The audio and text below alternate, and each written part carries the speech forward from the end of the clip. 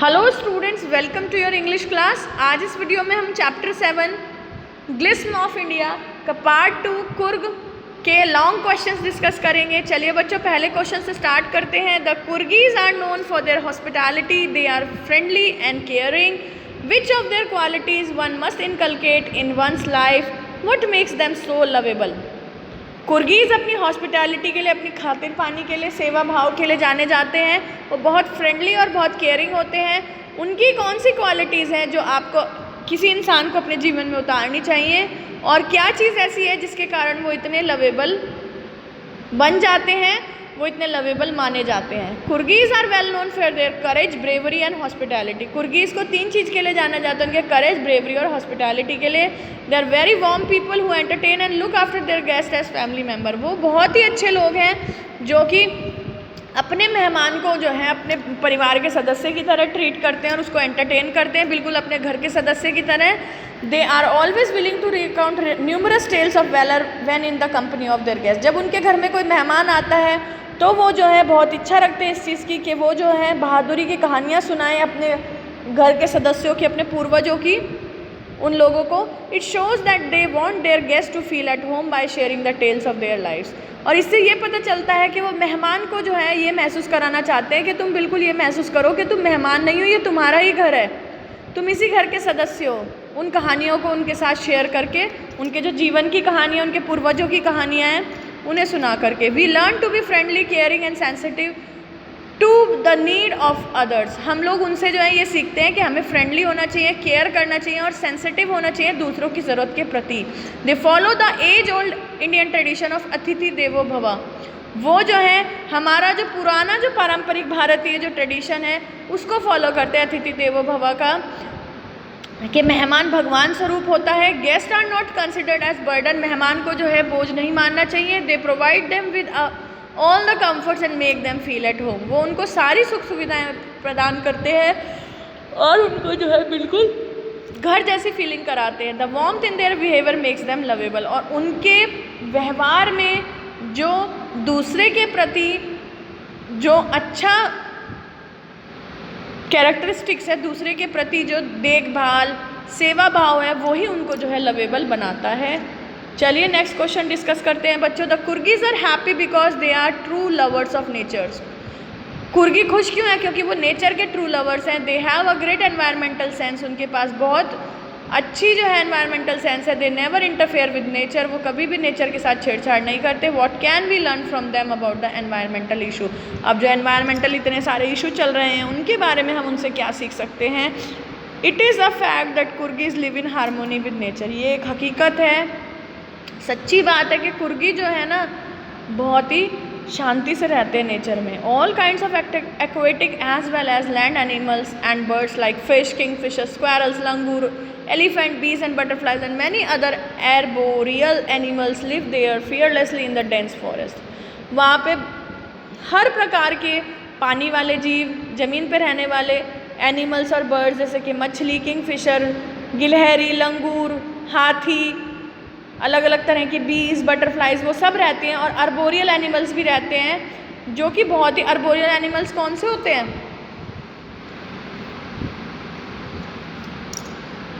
कुछ एनिमल्स जो पेड़ पर रहते हैं, ठीक है ना, वो सब जो हैं, और भी तरह के जो पेड़ पे रहते हैं, कुछ उनमें से ज़मीन पे रहते हैं, कुछ ऊपर नीचे होते रहते हैं। हर तरह के वहाँ पर जो जानवर जो हैं बड़े ही जो है निडरता से रहते हैं वहाँ के घने घने जंगलों में।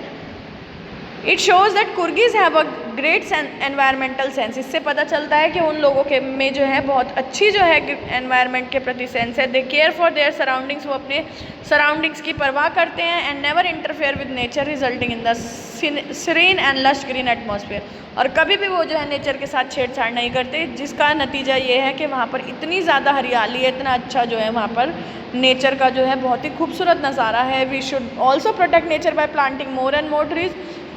हमें भी नेचर की प्रोटेक्शन करनी चाहिए। कैसे? ज़्यादा से ज़्यादा पेड़ उगा करके। Cities are specially getting more and more polluted. हमारे जो शहर हैं वो बहुत ज़्यादा जो है पॉल्यूटेड होते जा रहे हैं। In such a scenario it is our foremost duty to take a step in the direction of preserving our flora and fauna. और ऐसी स्थिति में हम लोगों की जो है ना सबसे पहली ड्यूटी, सबसे पहला कर्तव्य ये है कि हम लोग जो हैं इस चीज़ के प्रति जो है कदम बढ़ाएं।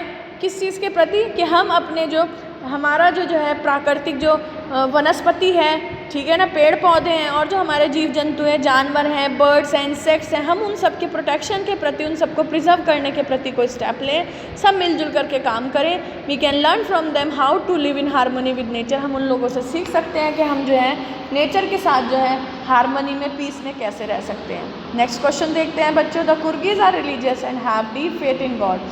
कुर्गीज रिलीजियस भी हैं और भगवान में उनका बहुत विश्वास है। Justify the fact taking example from the text. अब इस बात को जो है जस्टिफाई करना है, चैप्टर में से जो है कुछ एग्जाम्पल्स आपको लेने हैं। Give your opinion also on the importance of having faith in the supreme power. और अपने भी आप जो है ओपिनियन दीजिए कि हमें जो है ना भगवान जो है, सुप्रीम पावर कौन है? गॉड है। गॉड में हमें जो है फेथ होना चाहिए। इसकी इम्पोर्टेंस पर अपना ओपिनियन भी आपको देना है। The world largest Tibetan settlement is situated in Coorg.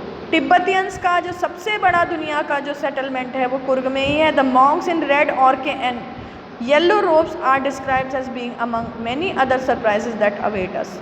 और वहाँ पे जो वो जो मॉन्क हैं, वो जो साधु संत हैं जिन्होंने लाल, नारंगी, पीले कपड़े पहने हुए हैं, वो जो है ना वहाँ पर जा कर के जो हमें सरप्राइजेज जो हमें मिलते हैं, जो हम अलग अलग चीज़ें देखते हैं जिन्हें देख करके हम आश्चर्यचकित होते हैं, उनमें से एक है the Montessori is considered to be the heart and soul of India. वहाँ पर जो मोंटेसरी है उन मॉन्क्स की, वो हार्ट और सोल ऑफ इंडिया मानी जाती है। It is clearly revealed that Coorgis are highly religious people and have faith in the supreme power.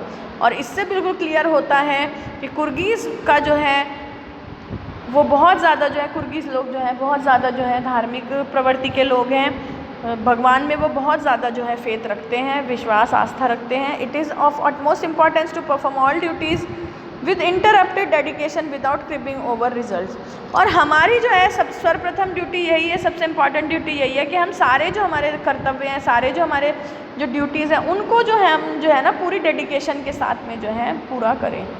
और हम ये ना सोचें कि उसका रिज़ल्ट कैसा होगा या उसका नतीजा ऐसा निकला या वैसा निकला तो हम उस काम को ना करें। नहीं, हम अपने हर धर्म को, हम अपने धर्म से मतलब है हम अपनी हर ड्यूटी को, कर्तव्य को, हमारी जो रिस्पॉन्सिबिलिटी है उसको जो है होल हार्टेडली जो है परफॉर्म करें। Always have faith in God and think positively. हमेशा हमें भगवान में विश्वास होना चाहिए और पॉजिटिव सोचना चाहिए। Moulding our thoughts in the right direction does miracles. अगर हम अपनी सोच को, अपने विचारों को जो है सही दिशा में लेके जाएंगे तो उससे जो है बहुत सारे मिरेकल्स भी हो जाते हैं and can bring about the desired change in the way we think और एक्ट। और उससे हमारी सोचने की जो तरीका है या जिस तरीके से हम बिहेव करते हैं उसमें भी जो है इच्छा अनुसार बदलाव आ सकते हैं। Always remember that there is a supreme power who controls the whole universe. हमेशा ध्यान रखना कि एक सुप्रीम पावर है, एक भगवान है जो कि पूरे यूनिवर्स को कंट्रोल कर रहा है। We should have faith in all the religions and not behave like a fanatic. हमें जो है सभी धर्मों में जो है विश्वास रखना चाहिए। अगर हम हिंदू हैं, हम अपने हिंदू धर्म में विश्वास रखें, कोई मुस्लिम है अपने मुस्लिम धर्म में विश्वास रखें, सिख अपने सिख में रखे धर्म में, क्रिश्चियन अपने क्रिश्चियनिटी में विश्वास रखें। सभी धर्मों की इंपॉर्टेंस है। हम ये ना सोचें कि हम हिंदू हैं तो हम अदर धर्मों को जो है कुछ मतलब वेटेज ही ना दें, कुछ वो ही ना समझें, ठीक है ना। जैसे हमारे लिए हमारा धर्म इंपॉर्टेंट है, ऐसे हर किसी के लिए उनका धर्म इंपॉर्टेंट है, ठीक है। सभी रिलीजन्स जो होते हैं एग्जिस्ट करते हैं, सभी के धर्मों की जो बातें हैं, जो उनके धर्म से रिलेटेड, उनके भगवान से रिलेटेड बातें हैं, उन पर जो है सबको जो है फेथ होना चाहिए, विश्वास होना चाहिए और हमें एक फैनेटिक की तरह बिहेव नहीं करना चाहिए। चलिए लास्ट क्वेश्चन डिस्कस करते हैं। The Coorgis are said to be descendants of Greek Arabs. Most important question है ये। They have settled here and there but they have never given up their values and culture. Coorgis को कहा जाता है कि वो ग्रीक अरब्स के जो है डिसेंडेंट्स हैं और वो इधर उधर सेटल हो गए, लेकिन उन्होंने अपनी वैल्यूज़ और कल्चर को उन्होंने नहीं छोड़ा। Today many Indians have settled abroad but they are still Indians by heart.